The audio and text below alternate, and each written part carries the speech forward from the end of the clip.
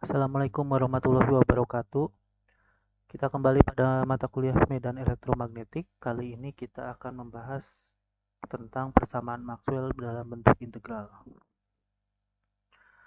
Persamaan Maxwell terdiri dari 4 buah hukum, yaitu hukum Gauss untuk medan listrik, hukum Gauss untuk medan magnet, hukum Faraday, dan keempat adalah hukum Ampere.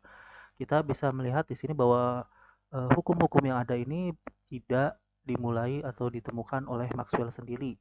Tapi kenapa dinamakan persamaan Maxwell? Karena persamaan Maxwell nanti Maxwell sendiri berhasil menambahkan suatu bentuk ke dalam hukum Ampere sehingga keempat persamaan ini memiliki keterkaitan satu sama lain.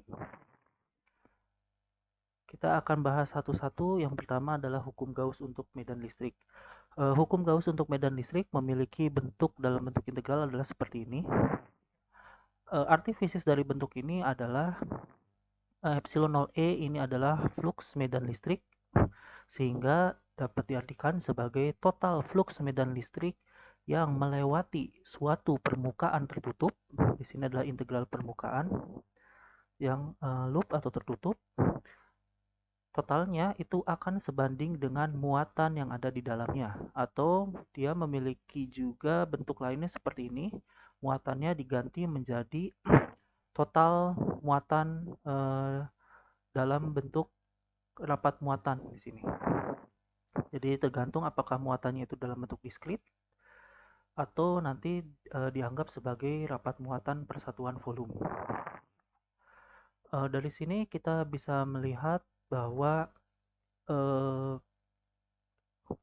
muatan yang ada di dalam sini itu akan sebanding dengan flux yang melewati suatu permukaan tertutup.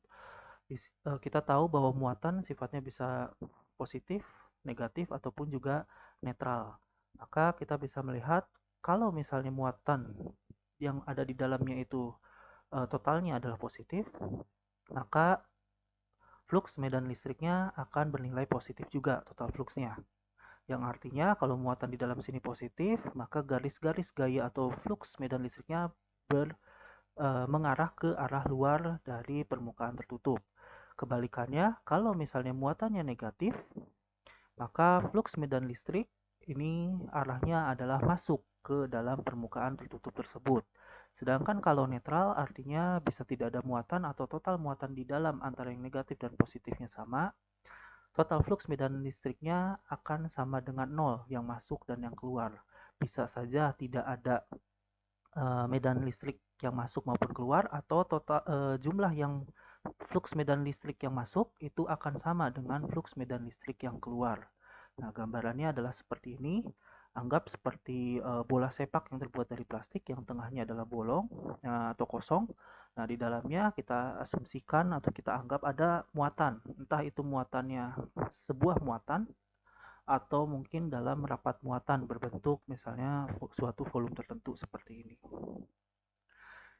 Sehingga di sini kita bisa menghitung total dari medan listrik ataupun dari yang kita ketahui muatannya ataupun sebaliknya.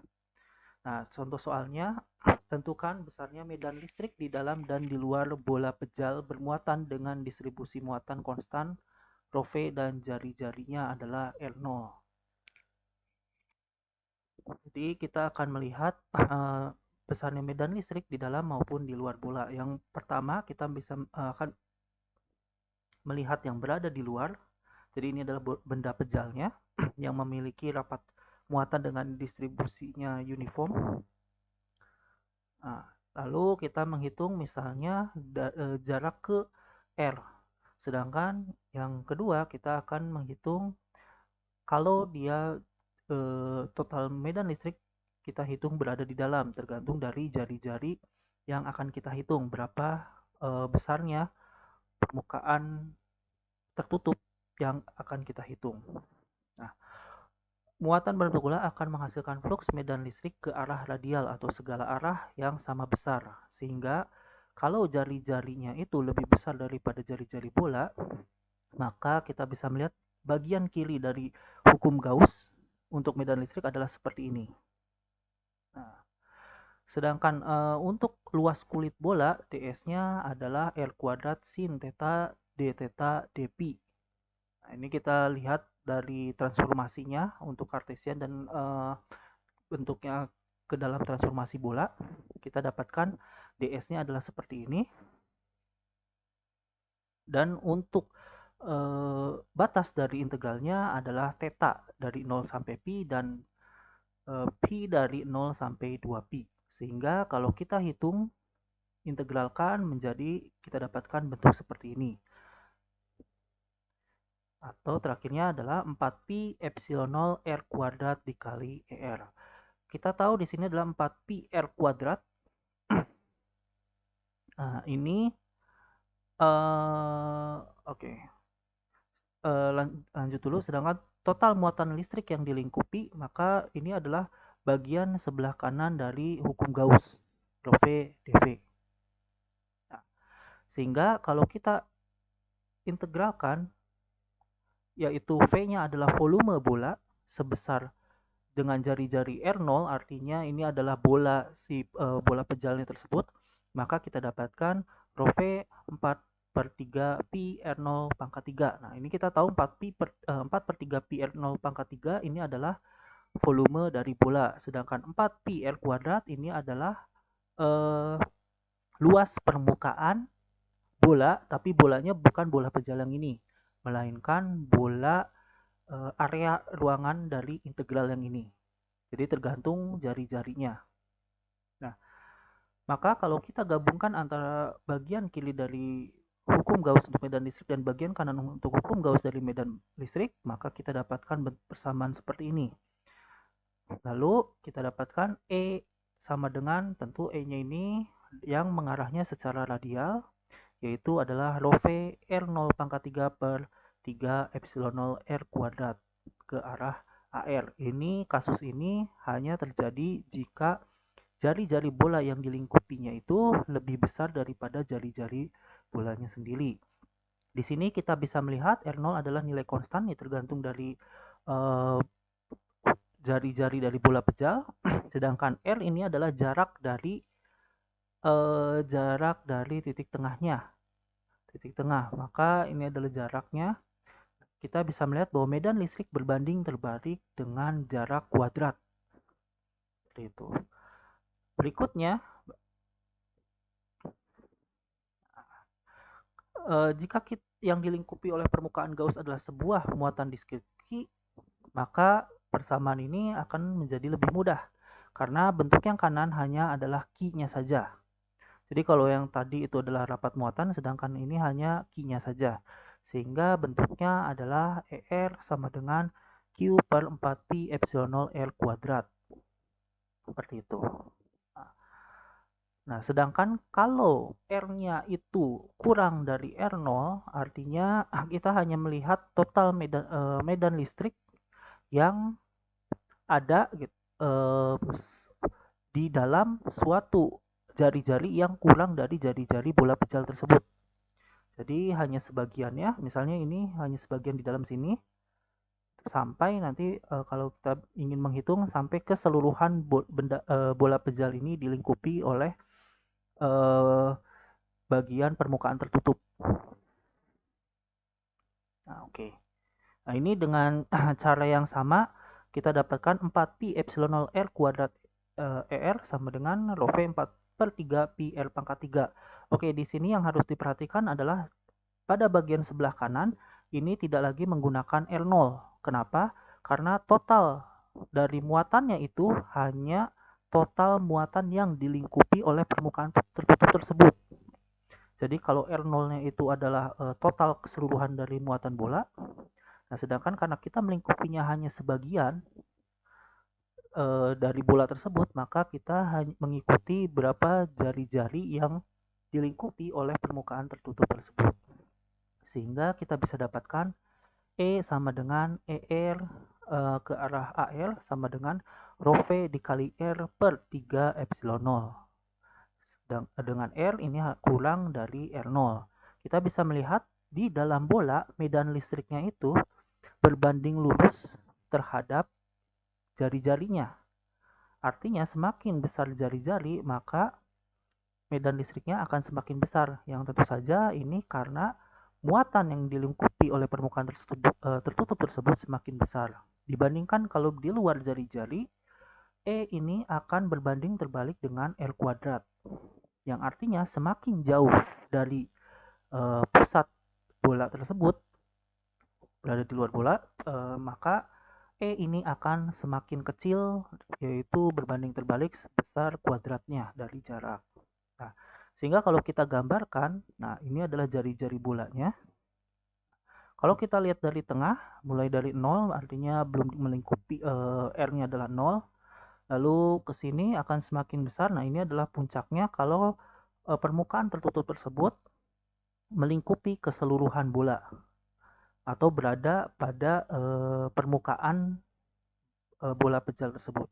Lalu setelah lebih dari R0 R-nya, maka medan listrik akan menurun secara kuadrat seperti ini. Berikutnya hukum Gauss untuk medan magnet. Hukum Gauss untuk medan magnet ini sebenarnya sama atau mirip arti fisiknya dengan hukum Gauss untuk medan listrik. Bedanya di sini adalah 0. Jadi total flux medan magnet yang melewati suatu atau sebuah permukaan tertutup itu selalu berjumlah 0 atau bernilai 0. Nah, kalau kita ingat bahwa yang namanya flux medan magnet atau garis-garis gaya magnet itu selalu kembali ke sumber magnetnya tersebut. Jadi karena sumber magnet selalu ada dua kutub, utara dan selatan, maka garisnya itu selalu kembali dari utara ke selatan, akan selalu seperti itu. Artinya kalau kita melingkupi sumber magnet tersebut terhadap suatu ruangan atau suatu permukaan tersebut, maka jumlah flux magnet yang keluar itu akan sama dengan jumlah flux magnet yang masuk, sehingga nilainya akan sama dengan 0. Hal ini juga yang menunjukkan bahwa sifat flux magnet selalu membentuk loop tertutup, atau kalau kita bandingkan dengan persamaan hukum Gauss untuk medan listrik tadi, yang sebelah kanan itu berupa total muatan atau muatan, dengan kata lain, dalam magnet tidak ada yang namanya muatan magnet. Seperti itu.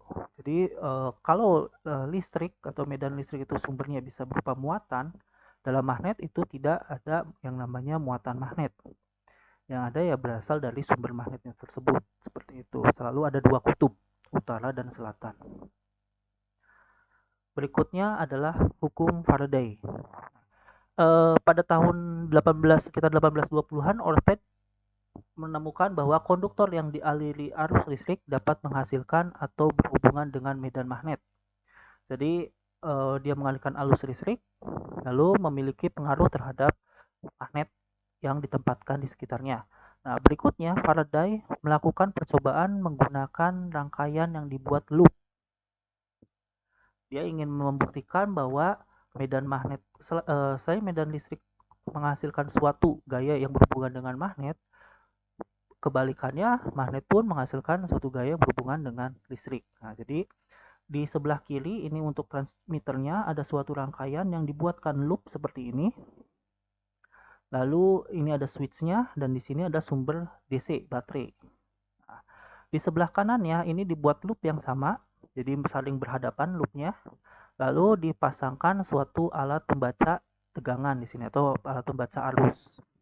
Nah, pada awalnya switch ini tidak digunakan, jadi selalu di-on-kan, selalu dalam keadaan on atau short circuit, dan sumber dinyalakan sehingga menghasilkan arus.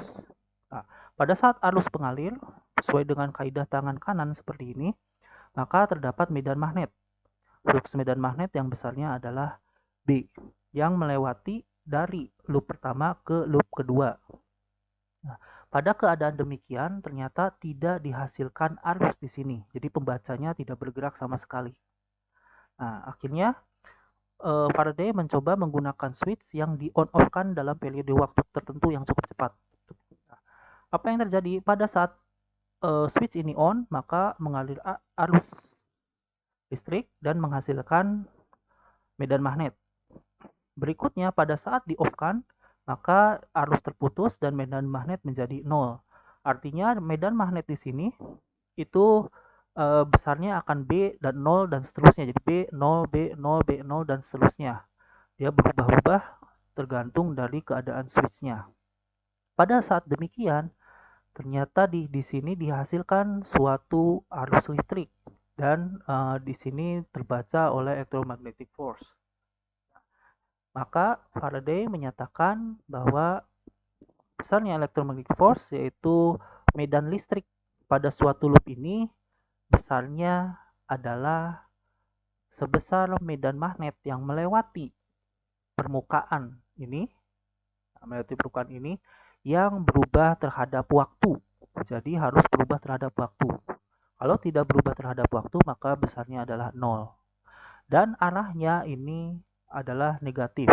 Jadi arahnya nanti ini hanya untuk pola aturan arahnya yang nanti besarnya adalah dikatakan adalah negatif.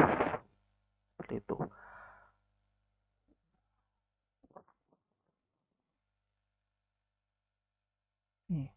Contoh soalnya, kawat persegi tertutup yang diletakkan tegak lurus dengan flux medan magnet B sama dengan B0 cos omega T ke arah Z.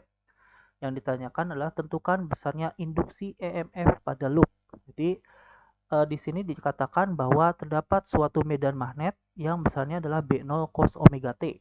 Nah, di sini karena ada cos omega T artinya dia berubah terhadap waktu yang perubahannya itu mengikuti kosinus omega ke arah Z. Karena ini adalah X dan ini Y, maka berarti Z-nya adalah keluar dari layar.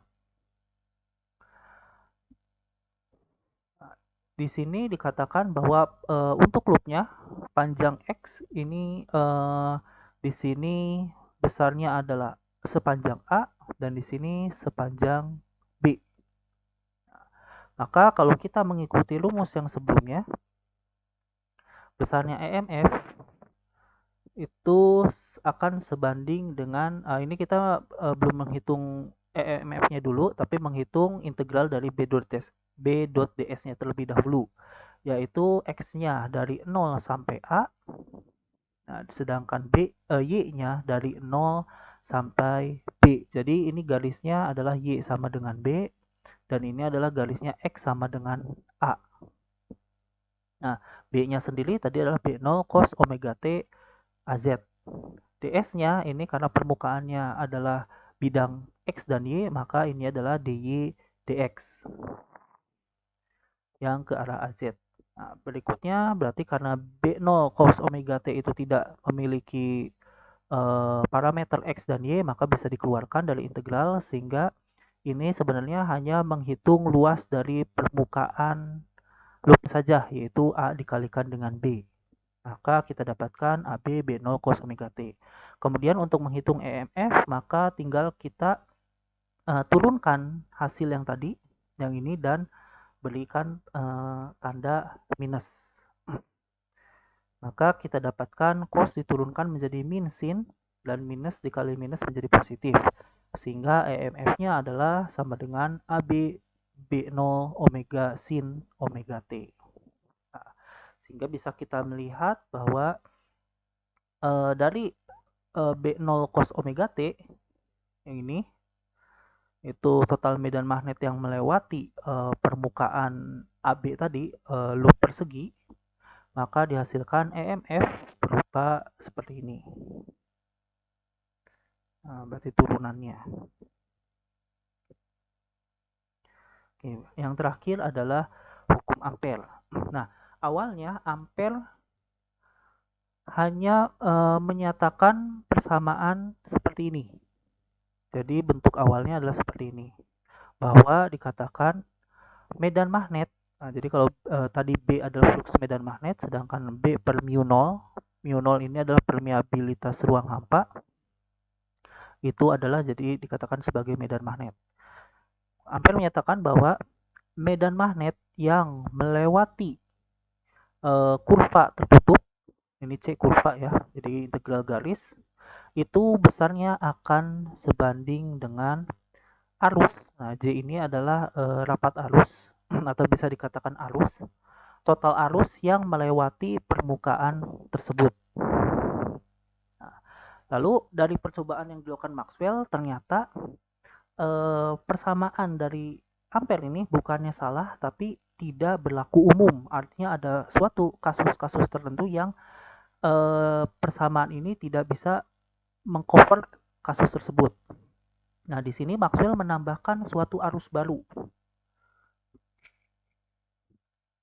yaitu bahwa arus baru ini sebagai total flux medan listrik yang berubah terhadap waktu yang menembus permukaan es. Jadi, selain dari yang dikemukakan Ampere, Maxwell menambahkan bahwa medan magnet juga dapat dihasilkan dari flux medan listrik yang melewati permukaan tersebut yang berubah terhadap waktu. Nah, jadi gambarannya ini adalah ada loop tertutup garis dan ini adalah permukaan. Nah, kalau kata Ampere yang awal bahwa kalau di sini ada arus seperti itu, ada arus, maka di sini akan ada medan magnet. Nah, tapi Maxwell menambahkan walaupun nggak ada arus, tapi ada medan listrik. Nah, di sini tetap bisa ada medan magnet. Nah, intinya seperti itu. Nah, di sini menurut Maxwell bahwa kalau misalnya di sini rapat flux akan sebanding dengan besarnya rapat muatan dan kecepatannya, yaitu J sama dengan rho V ampere per meter. Nah, seperti itu. Oke, nah arus baru yang ditemukan Ampere itu ini yang nantinya berhasil menggabungkan keempat persamaan untuk medan listrik dan medan magnet. Arus baru tersebut dinamakan sebagai displacement current. Nah, bagaimana Maxwell menemukan arus baru ini? Nah, jadi dia melihatnya pada kasusnya adalah kapasitor. Ini adalah kapasitor. Nah, bahwa di sini untuk melihat adanya displacement current digunakan kasus rangkaian yang mengandung kapasitor. Nah, kalau kita melihat di sini tadi yang sudah dikatakan bahwa kalau kita membuat suatu permukaan di sini dan dari loop tertutup, nah, maka di sini ada arus dan di sini pun ada medan listrik yang kita tahu. Nah, tapi pada kasusnya kapasitor seperti ini, kita tahu bahwa kapasitor itu terdiri dari dua lempeng tembaga, biasanya logam, biasanya tembaga, yang dipisahkan. Di tengahnya umumnya adalah udara, walaupun sekarang banyak yang menggunakan dielektrik tertentu. Artinya, kapasitor itu adalah open circuit, dan open circuit tentu tidak mungkin ada arus yang mengalir. Makanya kalau kita ingat kembali pelajaran di rangkaian listrik 2 bahwa kapasitor itu kalau misalnya sumbernya adalah DC atau arus DC, maka kapasitor akan dianggap sebagai open circuit. Nah, sedangkan dia baru bisa bekerja kalau dia menggunakan sumbernya adalah sumber AC. Seperti itu. Oke, jadi tidak ada arus yang mengalir antar plat kapasitor. Nah, di sini displacement menunjukkan sifat kapasitor yang mengubah muatan positif menjadi muatan negatif pada satu platnya. Oke. Nah, untuk pembuktian displacement current bahwa ini misalnya adalah suatu plat.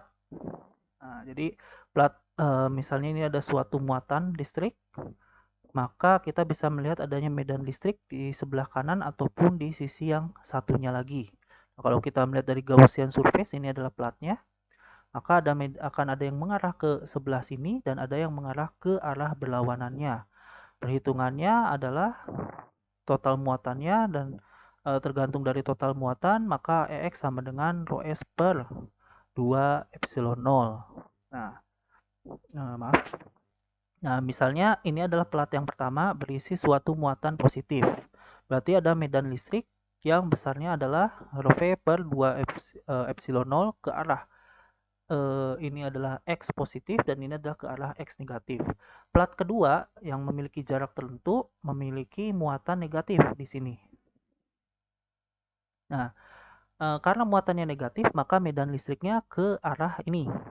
Nah, yaitu ke arah X negatif yang dari atasnya dan dari bawahnya di sini adalah ke arah X positif. Jadi kebalikannya yang ini. Pada saat kita gabungkan plat ini dengan suatu jarak tertentu, maka kita bisa melihat bahwa yang berada di sebelah atas ini akan saling menghilangkan dengan medan listrik antara plat 1 dan plat 2 karena ini ke arah positif dan ini ke arah yang negatif. Maka di sini medan listriknya sama dengan 0. Begitu juga yang berada di paling bawah sini. Karena arahnya akan berlawanan, maka di sini pun adalah 0.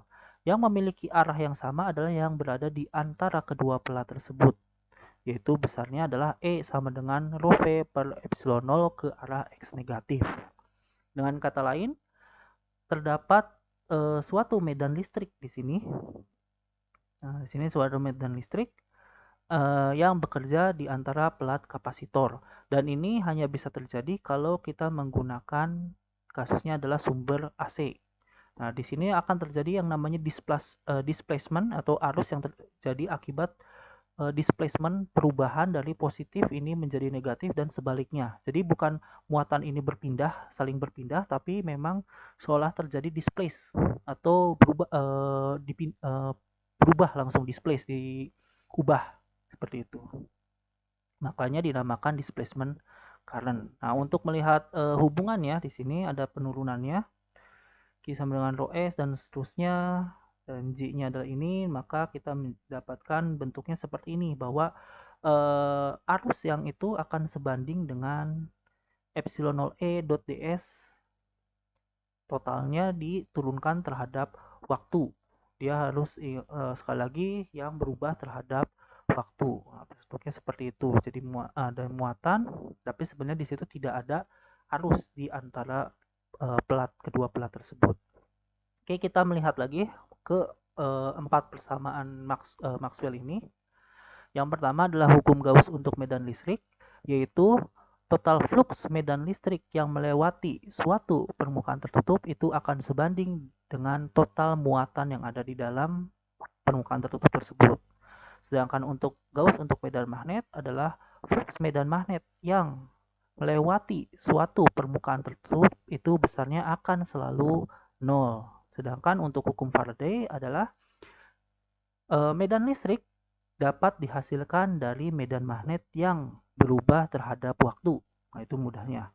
Dan hukum Ampere menyatakan bahwa medan magnet ini dapat dihasilkan dari adanya arus atau sumber listrik ataupun dari flux medan listrik yang berubah terhadap waktu.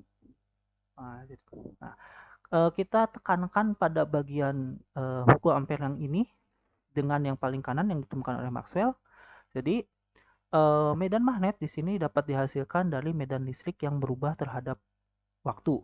Sedangkan hukum Faraday menyatakan medan listrik dapat dihasilkan dari medan magnet yang berubah terhadap waktu. Artinya di sini medan listrik dan medan magnet yang berubah terhadap waktu itu bisa mengenerate atau menghasilkan satu sama lain. Medan listrik yang berubah medan listrik menghasilkan medan magnet dan medan magnet yang menghasilkan medan listrik dan seterusnya. Walaupun tanpa adanya arus atau sumber listrik. Nah, seperti itu. Nah, ini persamaan ini pengertian ini sangat penting khususnya bagi kasus medan listrik, medan magnet yang ditransmisikan di ruang bebas atau udara. Artinya medan listrik dan medan magnet itu dapat ditransmisikan atau dirambatkan di udara bebas. Jadi kita nggak perlu adanya listrik di udara, tapi medan listrik dan medan magnet ini dapat dirambatkan, dipropagasikan. Jadi kita bisa kirimkan medan listrik dan medan magnet tersebut di udara bebas. Maka kita dapat menikmati teknologi yang namanya wireless. Di sini ada WiFi, ada sekarang 4G, 5G, seluler, dan lain sebagainya. Itu akibat atau implikasi dari persamaan Maxwell tersebut. Nah, dalam kasusnya untuk medan statis atau tidak berubah terhadap waktu, maka bentuknya menjadi seperti ini. Yang berubah adalah pada medan hukum Faraday dan juga hukum Ampere. Pada kasus medan listrik atau magnet statis, maka medan listrik tidak dapat dihasilkan. Dan medan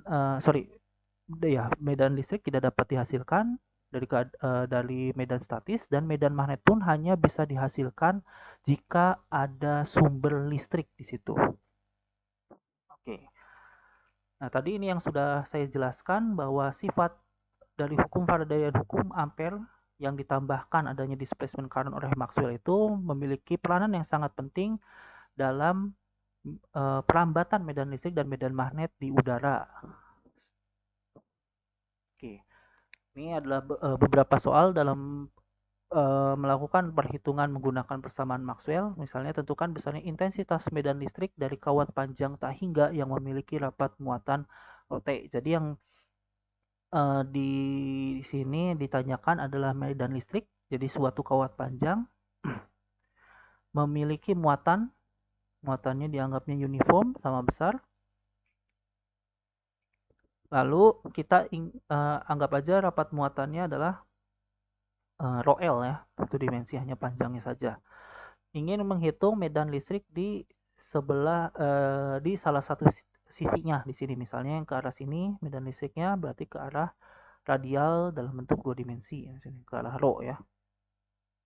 Nah, kalau misalnya dia kawat panjangnya tak hingga, maka kita bisa melihat yang di titik 1 dengan yang di titik 2 ini, komponen yang selain ke arah R-nya ini maka akan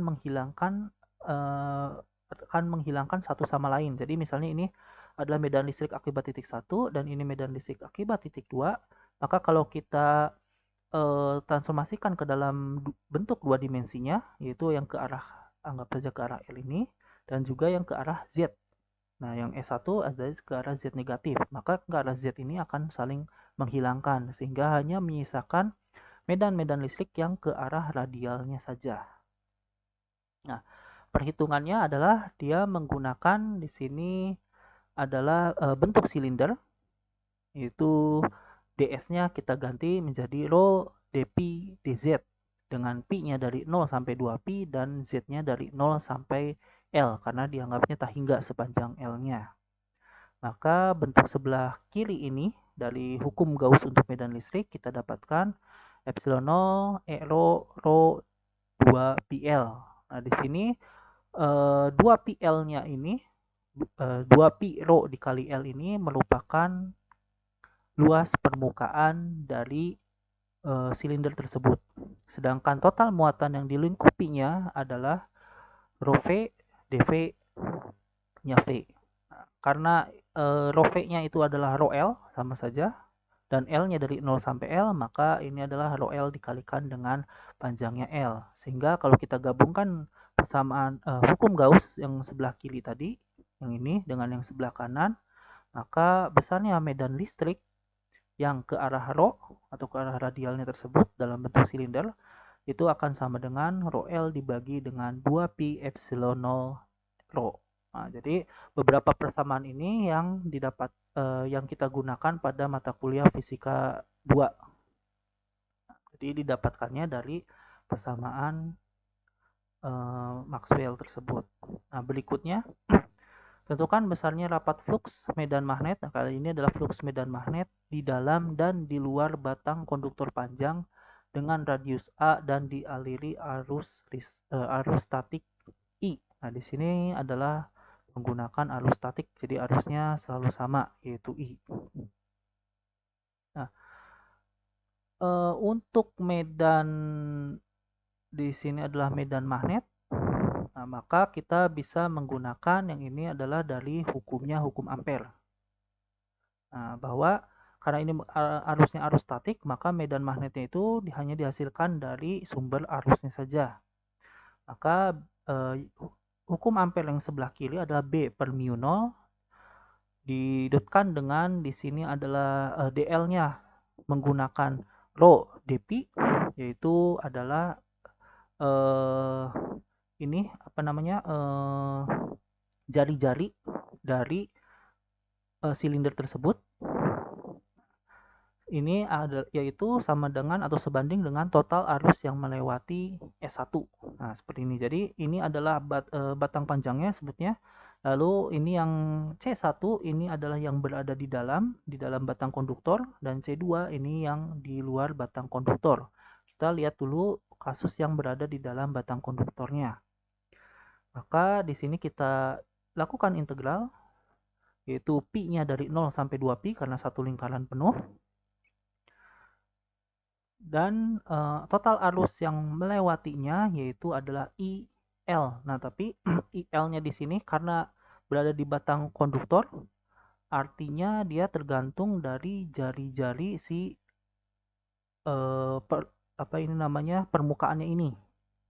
Maka I-nya adalah I dibagi dengan pi A kuadrat dikali dengan pi rho kuadrat. Jadi tergantung dari rho atau jari-jarinya yang dilingkupi oleh eh, garis tertutup atau permukaan ini. Di sini kita dapatkan integral, yaitu ini adalah 2 pi rho, yaitu adalah keliling dari ini, 2 pi rho-nya keliling dari lingkaran yang di sini menjadi I rho kuadrat dibagi A kuadrat, pi-nya kan tinggal dicoret. Lalu kita pisah-pisahkan B di sebelah kiri dan sisanya adalah sebelah kanan dan arahnya adalah ke arah pi. Nah, kenapa ke arah pi? Karena kita menggunakan aturan tangan kanan. Jadi karena arusnya ini adalah ke atas, berarti ini adalah arah jempolnya, maka medan listriknya, medan magnetnya itu akan berputar ke sini. Searah, berarti ini berlawanan jarum jam ya, kalau lihat dari atas. Nah, seperti ini. Maka ke arahnya ke arah pi positif. Misalnya tinggal kita masukkan mu 0 I per 2 pi A kuadrat dikali dengan rho. A-nya adalah jari-jari dari batang konduktor tersebut, dan rho-nya adalah jari-jari yang dilingkupi oleh garis tertutup atau permukaan ini. Nah, sedangkan di luar batang konduktor di sini ini akan sama seperti ini, tapi bedanya yang di sini adalah A-nya adalah rho-nya ini artinya semua yang dilingkupi, jadi total dari I-nya ini. Total dari batang konduktor, arus yang mengalir pada batang konduktor. Sehingga di sini bentuknya menjadi mu 0 I per 2 pi rho A pi. Jadi, nah rho-nya ini karena dari total I-nya, maka ini sama dengan I-nya saja. Jadi rho-nya ini jadi sama dengan A. Sehingga ini menjadi sama, dicoret jadi 1. Gitu. Jadi di sini adalah I. Nah, berarti sisanya adalah yang ini tinggal dikanankan semua menjadi mu 0 I per 2 pi rho. Nah, berikutnya ini untuk kasusnya adalah toroid. Jadi toroid itu ini ada suatu konduktor. Nah, di sini ada kabel yang dililitkan. Seperti itu. Jadi dililitkan arahnya, yang ini adalah masuk, yang ini adalah keluar dari layar. Nah, kasusnya pun sama, kita melihatnya dari sana. Ada yang misalnya ini jari-jarinya adalah A ya, yang jari-jari ini adalah A. Jadi ada yang rho-nya kurang dari A atau berada di bagian dalam, dan juga rho-nya lebih besar dari B yang berada di bagian luar ini. Seperti itu. Nah, kalau misalnya kita melihat kalau rho-nya itu kurang dari A, yaitu di C1 ini, maka besarnya medan magnet akan sama dengan 0 di sini. Kenapa demikian? Karena ini nanti akan nah, begitu juga dengan yang di sini. Jadi di sini akan sama dengan 0 dan di sini juga akan sama dengan 0 di luarnya. Nah, medan magnet baru ada yang ada di bagian dalam sini. Nah, jadi kenapa bisa demikian? Karena kita melihatnya di bagian salah satu ini gitu ya. Misalnya ini ada arus yang masuk. Artinya ada medan magnet yang arahnya ke arah kalau masuk jempol ke dalam berarti ke berlawanan searah jarum jam. Nah, tapi di sini ada yang keluar pasangannya, maka medan magnetnya yang berlawanan jarum jam. Jadi intinya nanti dia akan saling menghilangkan satu sama lain. Nah, kasusnya nanti jadi bentuknya yang di luar akan seperti ini. Min Ni ditambah Ni sama dengan 0. Medan magnet baru ada di tengah-tengahnya, yaitu kalau rho-nya atau bagian bagian kurva tertutup atau garis tertutup yang melingkupinya berada di antara jari-jarinya tersebut, jari-jari toroid, yaitu besarnya adalah arus dikalikan dengan banyaknya lilitan, sehingga B akan sama dengan mu 0 Ni dibagi dengan 2 pi rho. Next. Nah, ini berikutnya. Tentukan besarnya flux medan magnet di dalam dan di luar solenoid dengan panjang tahingga dengan N lilitan dan memiliki arus statik. Nah, ini pun kasusnya sama seperti yang tadi. Nah, bedanya yang ini lurus, tidak melingkar tersebut dan dianggapnya panjangnya sangat besar atau tahingga. Untuk di luar koil, ini medan magnetnya akan sama dengan 0 yang melewati C1 yang ini. Nah, ini kasusnya akan sama. Nah, maka dia hanya ada yang berada di sininya saja, yang di dalam koilnya saja. Nah, jadi ini 0, ini adalah yang di luar koil, dan yang ini yang berada di dalam koil, medan magnetnya. Sehingga kita dapatkan B akan sama dengan mu 0 Ni dengan arahnya ke arah Z negatif. Ini adalah Z-nya, berarti ke arahnya ke arah sana. Nah, seperti yang ditunjukkan di sini. Seperti itu. Oke, sekian materi tentang persamaan maksud dalam bentuk integral. Terima kasih atas perhatiannya. Sampai jumpa di kesempatan berikutnya.